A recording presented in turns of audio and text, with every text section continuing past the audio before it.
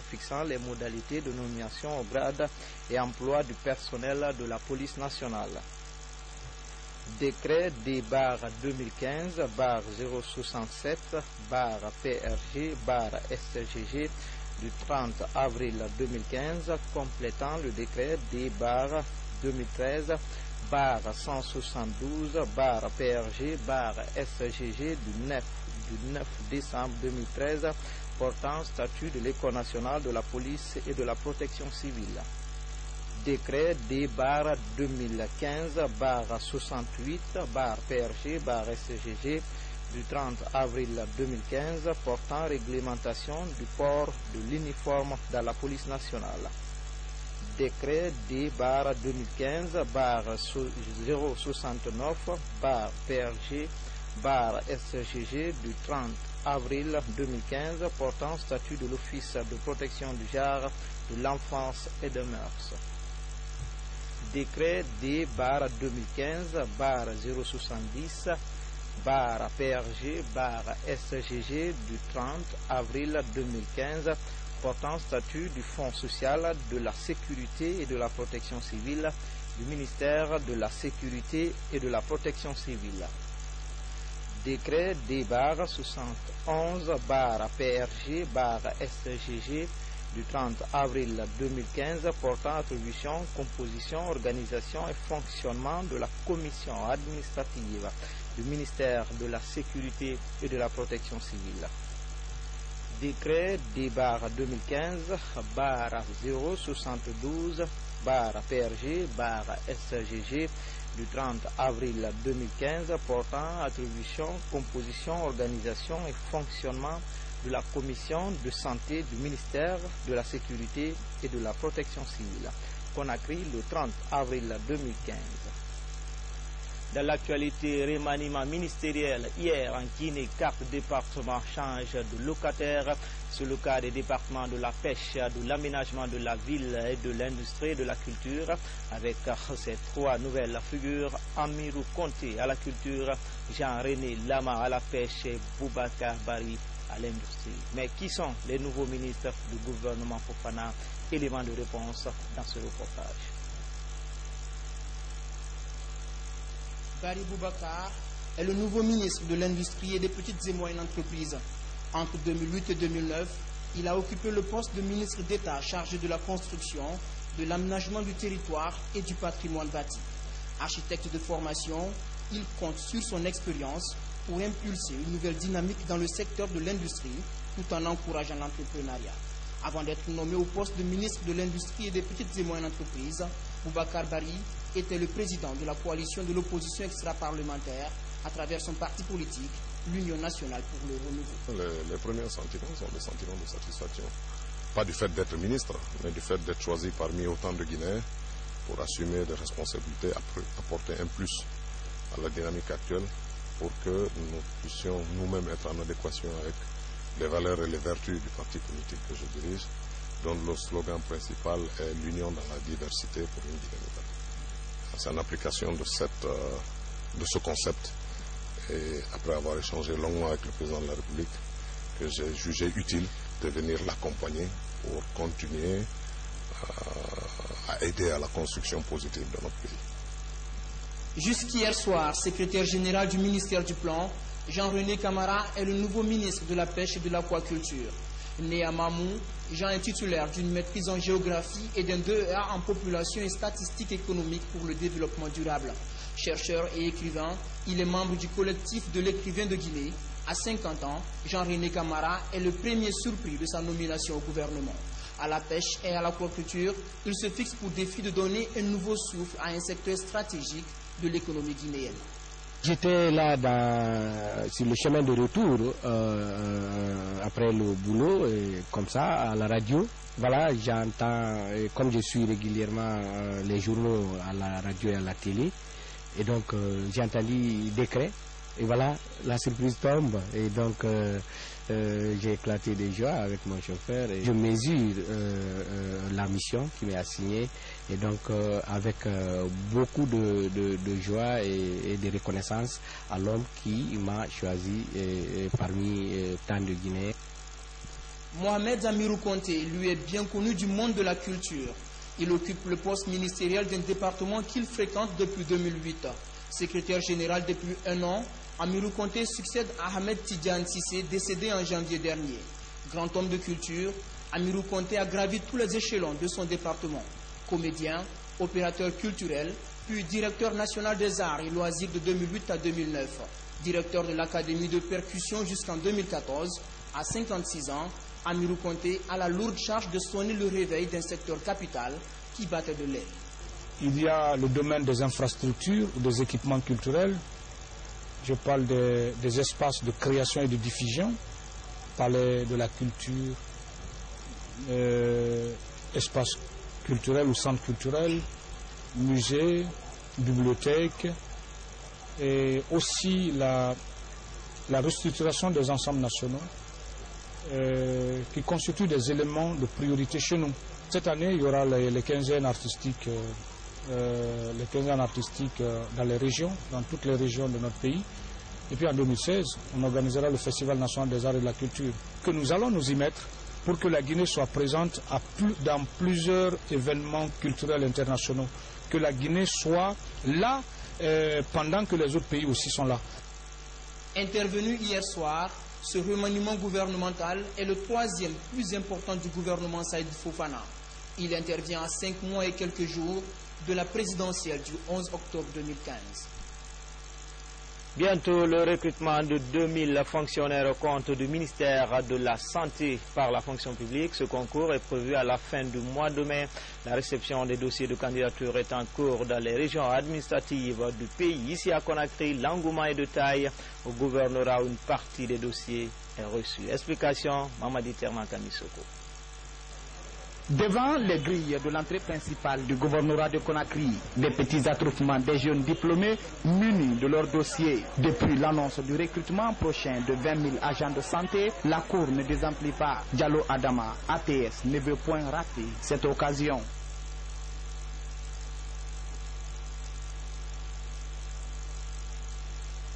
La commission du gouvernorat ne reçoit désormais que les dossiers des candidatures des agents techniques de santé. Mais la lenteur de la procédure irrite certains. Ça fait au moins 72 heures jusqu'à présent, on n'arrive pas à déposer le dossier. Face à ces accusations, le responsable de la commission se défend. Il faut vérifier d'abord à partir de l'extrait de naissance, à partir du casier judiciaire, à partir de la carte d'identité nationale, à partir de diplôme, est-ce que les dates sont identiques?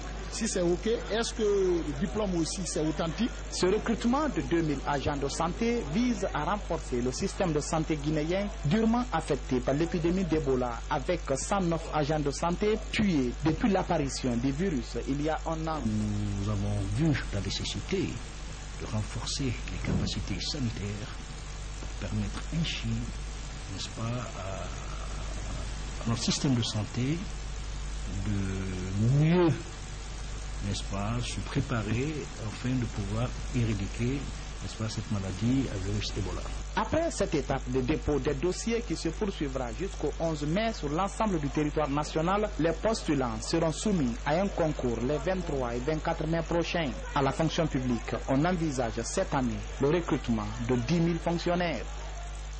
À Télémélé, cette bonne nouvelle pour les ménages. Bientôt, de l'eau potable va jaillir des robinets. Le projet d'adduction de la ville en eau potable évolue et les travaux d'achèvement de la station de reprise de forage sont en cours. Pour en savoir davantage, suivez ce reportage de Tiernos Mandialou.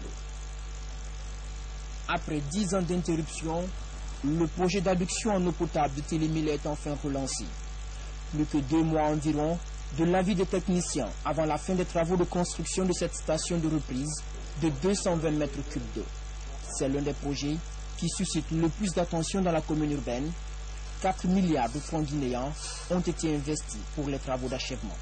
À mon arrivée même, ce qui m'a fait fuir au sommet là-bas, ce qu'on appelle le quartier Nicidé, c'est le problème d'eau. Je me suis dit, on m'avait mis une villa gratuitement à ma disposition sans payer frais de location. Mais je décliné, je dis, en tant que petit fonctionnaire, si je loge ici un bidon d'eau en période de tillage là, il faut payer 1500 francs pour un bidon de 20 litres. Alors je me suis dit, en tant que petit fonctionnaire, je ne pourrais pas supporter ça avec les autres charges de la famille. J'ai préféré décliner pour venir dans le quartier Koli. Donc la population attend impatiemment de puiser l'eau dans les robinets. La station de reprise d'eau de Télémélé va être reliée à des forages qui vont aspirer l'eau devant être traitée, puis servir à la population. Pour une zone accidentée comme Télémélé, les techniciens ont dû prévoir un réservoir spécialement dédié au quartier situé en hauteur. C'était là un des défis à relever afin que la desserte soit globale. Nous sommes parvenus à mettre à niveau le réseau de l'addition d'eau, le raccordement des basses de 2 fois 100 mètres cubes, le raccordement du château d'eau. Si Dieu le veut bien, si nous sommes financés, dans 2 mois et demi, les habitants de Télémélé auront de l'eau. Ce projet d'approvisionnement de Télémélé en eau potable vient s'ajouter au forage électrique aménagé dans le cadre du programme d'urgence Eau pour tous. À Mamon, capitale de la tomate, les femmes tentent tant bien que mal de transformer ce produit sur place. Pour y arriver, elles suivent une session de formation pour améliorer les différentes méthodes liées à la transformation locale de la tomate. Reportage à Mamon, Mariam Bari. Le réseau national des associations pour le développement de l'entrepreneuriat féminin relance les activités de transformation de la tomate en purée à Mamon. Une 50aine de femmes s'organisent pour apprendre les techniques de transformation locale des légumes de la localité. On a beaucoup de produits ici, mais malheureusement on ne sait pas les transformer. Et tandis que quand vous allez ailleurs, dans les pays voisins, vous voyez qu'ils viennent prendre nos produits pour les transformer et les exporter.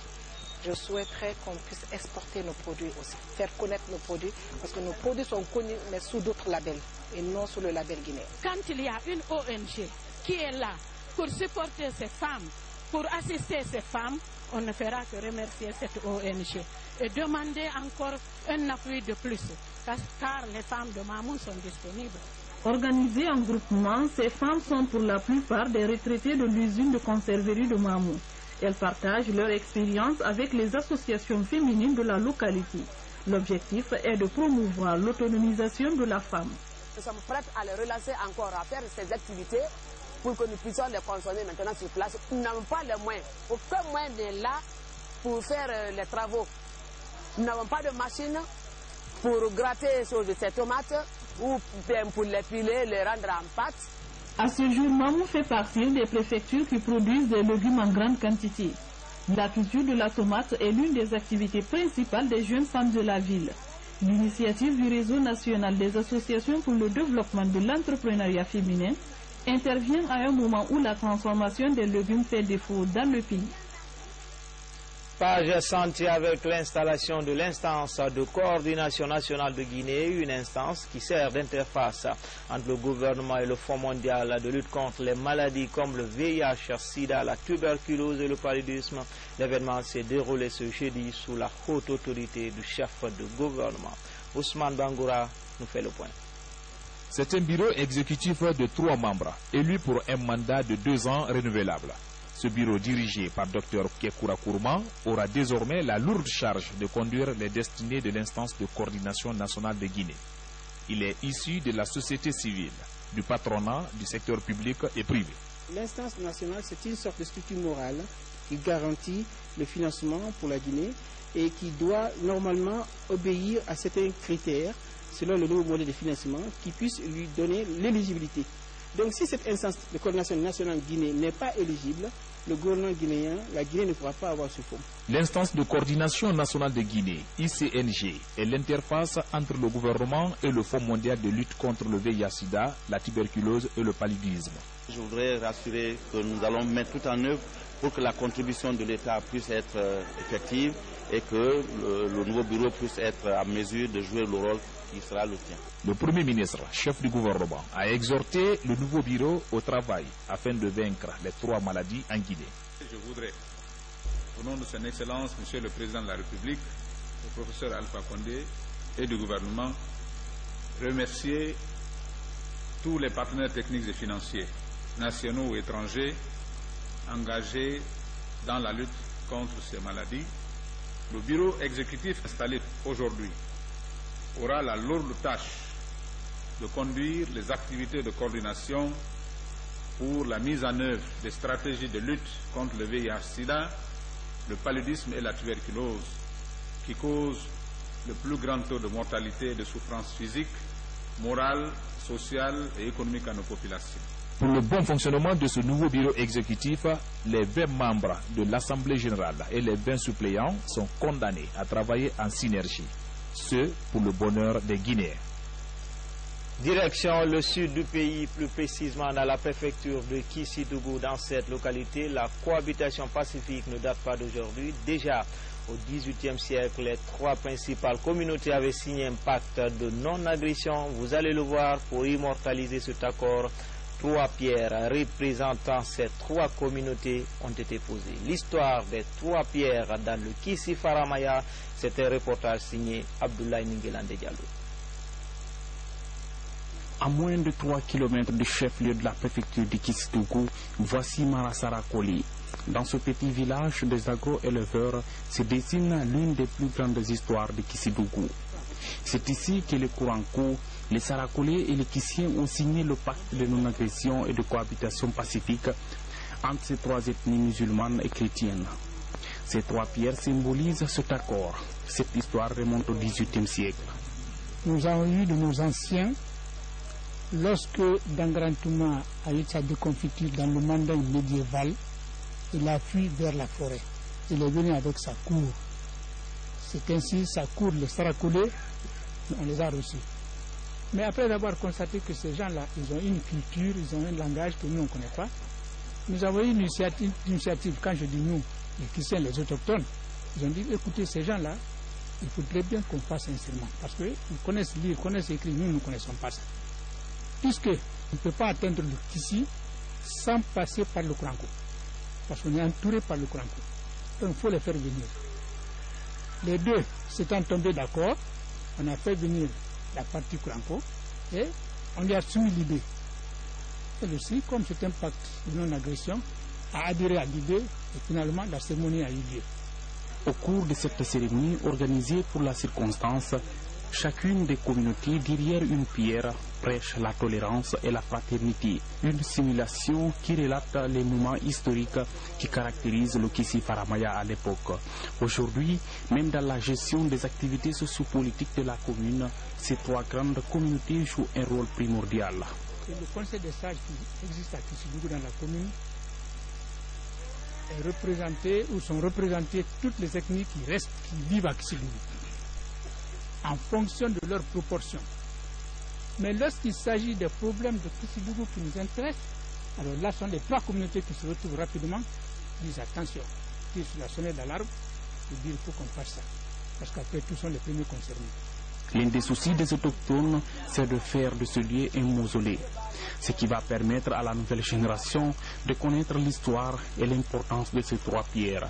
Le brassage culturel traduit par le mariage entre les différentes familles, une parfaite illustration. Éducation, la mise en œuvre du nouveau programme sectoriel de l'éducation 2015-2017, c'est pour bientôt et les acteurs du système éducatif sont en conclave pour un partage d'expériences autour de ce programme. Le commentaire est signé Denis Timbo-Mongono de Kebali. Ce nouveau plan sectoriel de l'éducation s'inscrit dans le dynamisme des efforts de l'État guinéen et de ses partenaires au développement. Il s'étend sur une durée de 2 ans. Le PSE veut faire de l'école guinéenne un modèle de formation qui répond aux standards internationaux. Plus de 50 millions de dollars seront débloqués pour la mise en œuvre de ce projet. Ce montant est destiné à mettre en œuvre un programme transitoire pour l'éducation de base qui va s'échelonner de 2015 à 2017. On ne peut pas rentrer avec tous ces montants dans un nouveau programme sans appeler nos différents partenaires. Je vais parler des partenaires techniques et financiers, des structures étatiques au niveau central et au niveau déconcentré, et surtout les partenaires sociaux pour leur dire de quoi il s'agit en termes de vision, en termes de stratégie, en termes d'objectifs et surtout en termes de modalités de mise en œuvre. Cet atelier de partage a réuni les différents acteurs impliqués dans ce secteur. L'objectif est de favoriser une meilleure compréhension du nouveau plan sectoriel de l'éducation. Les différents ministères en charge du système éducatif ont bénéficié d'un programme sectoriel de l'éducation qu'on appelle le PSE1, qui a pris fin en décembre 2014. Et vu les travaux qui ont été effectués et les actions menées par le gouvernement, les partenaires techniques et financiers ont souhaité nous accompagner pour un nouveau programme, le programme sectoriel PSE2. Et les ateliers que nous ouvrons aujourd'hui sont les ateliers de finalisation de ces travaux pour la mise en œuvre du nouveau programme transitoire de 2015 à 2017. Ce que nous attendons comme résultat de cet atelier, c'est de faire des réflexions, des analyses critiques qui nous permettront d'assurer une très bonne mise en œuvre du prochain programme, donc du PSE intérimaire 2015-2017, et qui est de nature à préparer aussi le grand PSE qui va démarrer probablement vers 2018. Les jours à venir, les régions administratives bénéficieront également des informations sur le PSE 2015-2017, ce avant la mise en application prévue dans les prochains mois. À Dabola, dans cette préfecture située au cœur de la Guinée, la coordination nationale du programme de microfinance et le Fonds pour l'environnement mondial renforcent les capacités opérationnelles d'une trentaine d'ONG locales. Il s'agit de mettre en balle une synergie qui harmonise les efforts afin d'une préservation responsable de notre environnement. Moussa Bangoura, de retour de Dabola. 37 ONG de la préfecture de Dabola renforcent leurs capacités opérationnelles sur le terrain. Il s'agit pour les participants d'échanger sur les informations entre les différentes ONG porteuses de projets sur un partage d'expériences et une appropriation de bonnes pratiques. Désormais, il ne s'agit pas de lister les activités qui sont mises en œuvre, mais il s'agit de dire les bénéfices que cela a procuré auprès des communautés, les changements positifs que cela a apporté. Il s'agit notamment de connaître comment élaborer un projet, comment faire un rapport d'activité d'un programme financé par le FEM et comment faire le rapport technique et le rapport financier. Au sortir de cette rencontre, les bénéficiaires seront aptes à préparer et exécuter leurs projets conformément aux dispositions de leur calendrier d'activité. Les ONG locales ont beaucoup de difficultés dans la réalisation des projets sur le terrain. Il ne s'agit pas de dire qu'on est ONG, il s'agit d'être capable d'exécuter les activités pour lesquelles on s'est engagé. Cette formation va durer 3 jours.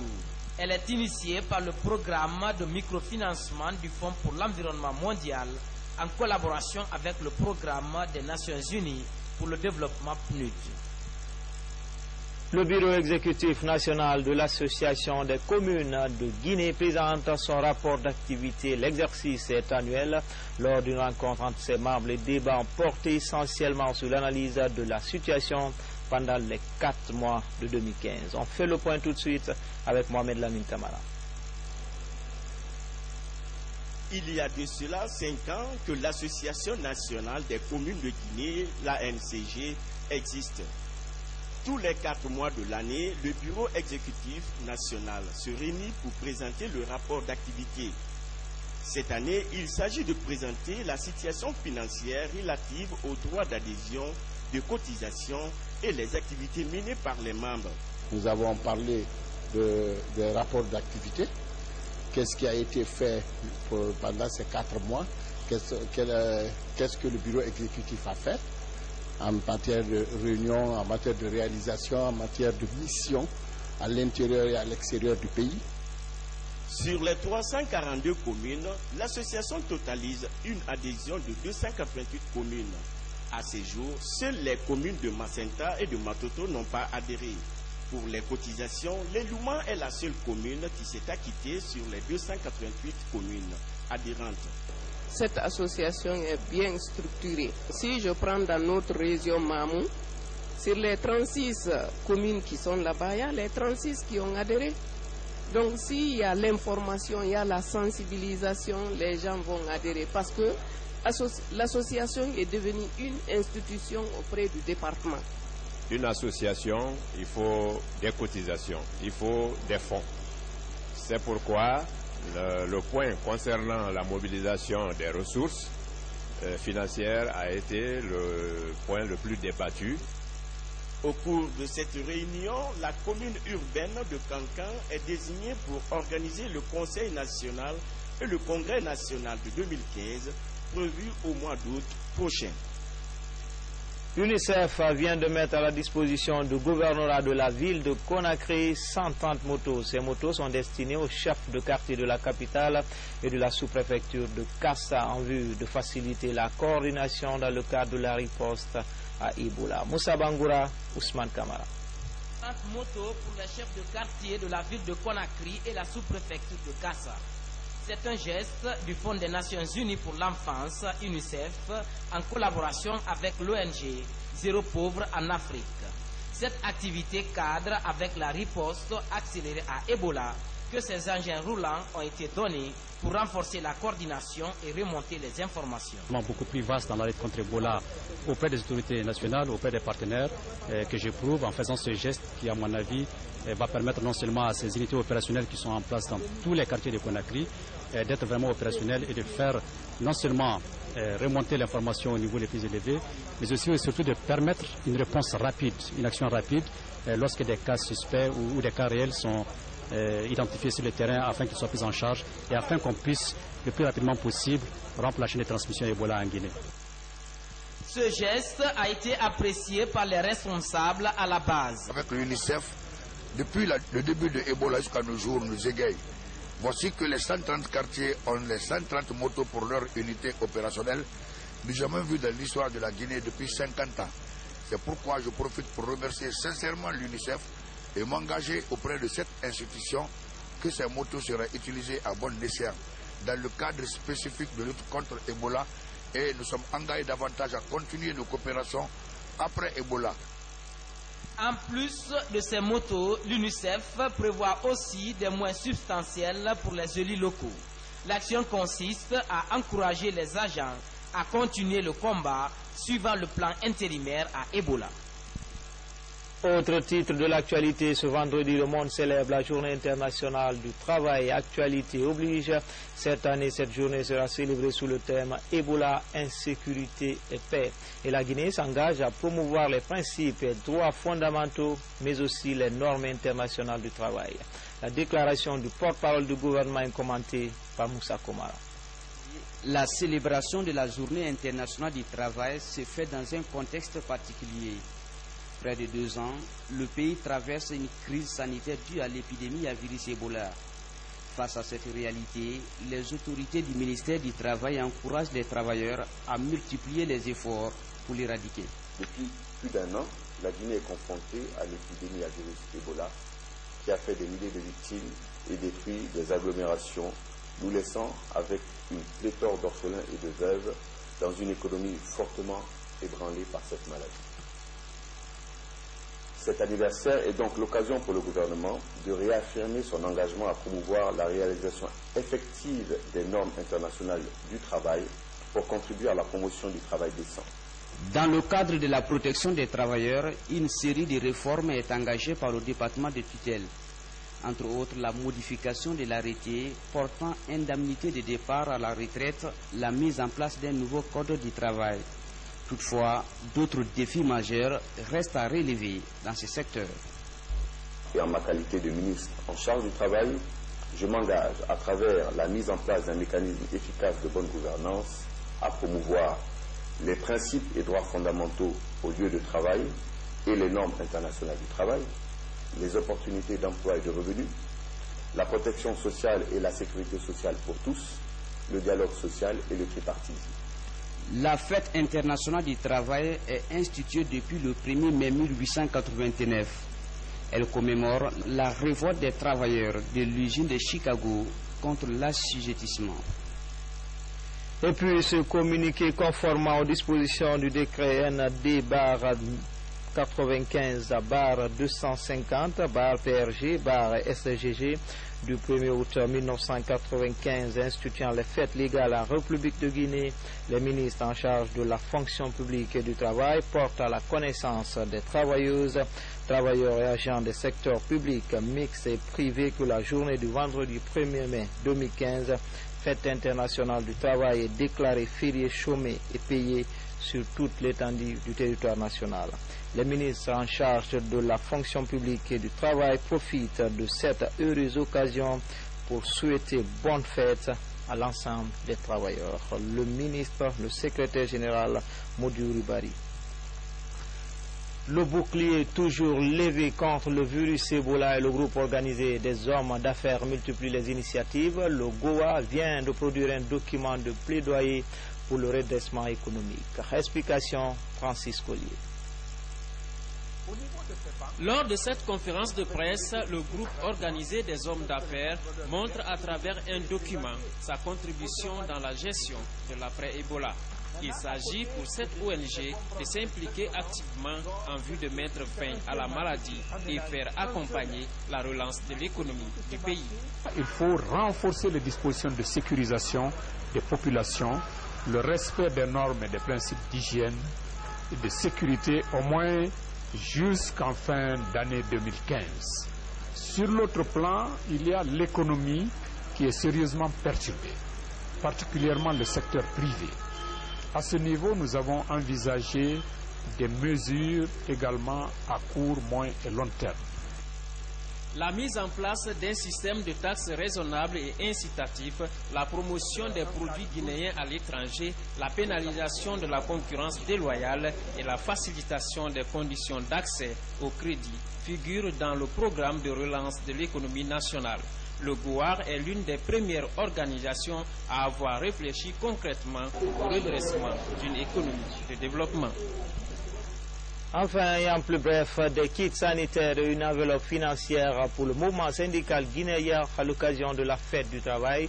C'est un geste de la Confédération patronale des entreprises de Guinée. Vous le voyez déjà en image. Il vise à briser la chaîne de contamination du virus Ebola dans le monde du travail. Nous y reviendrons dans nos prochaines éditions d'information avec notre reporter Aïssatou Oumou Diallo. Restez avec nous à suivre après le journal et la page commerciale, la deuxième et dernière partie de la révélation sur la présence d'un important champ de pierres précieuses à Kissidougou. Roger Poitroir, spécialiste des pierres précieuses, dit son émerveillement dans l'entretien de Koloma. C'est avec Kamara Aboubakar. C'est tout pour les infos. Tout le plaisir a été pour moi de vous servir. Grand merci à vous qui nous suivez à Konkola et partout dans le monde.